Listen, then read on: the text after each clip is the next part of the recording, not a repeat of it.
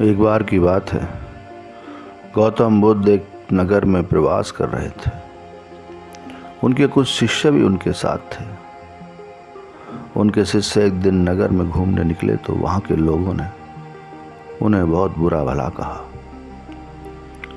शिष्यों को बहुत बुरा लगा और वे वापस लौट गए।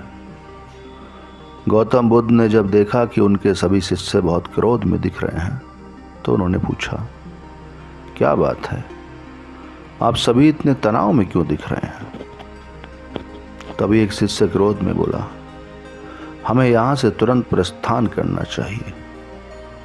जब हम बाहर शहर में घूमने गए तो यहाँ के लोगों ने बिना वजह हमें बहुत बुरा भला कहा। जहाँ हमारा सम्मान न हो वहाँ हमें एक पल भी नहीं रहना चाहिए।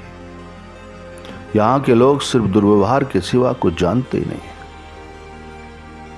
गौतम बुद्ध ने मुस्कुराते हुए कहा, क्या किसी और जगह पर तुम सद्व्यवहार की अपेक्षा रखते हो? दूसरा शिष्य बोला, इस नगर से तो भले लोग ही होंगे।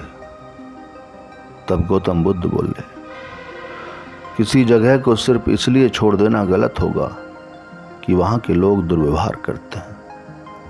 हम तो संत हैं, हमें तो कुछ ऐसा करना चाहिए कि जिस स्थान पर भी जाएं उस स्थान को तब तक न छोड़ें जब तक अपनी अच्छाइयों से वहाँ के लोगों को सुधार न दें।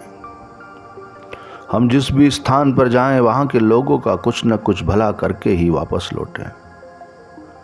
हमारे अच्छे व्यवहार के बाद वे कब तक बुरा व्यवहार करेंगे, आखिर में उन्हें सुधरना ही होगा। वास्तविकता में संतों का कार्य तो ऐसे लोगों को सुधारना ही होता है। सही चुनौती वो है जब हम विपरीत परिस्थितियों में खुद को साबित कर सकें। ये सभी बातें सुनकर बुद्ध के प्रिय शिष्य आनंद ने प्रश्न किया, उत्तम व्यक्ति किसे कहते हैं?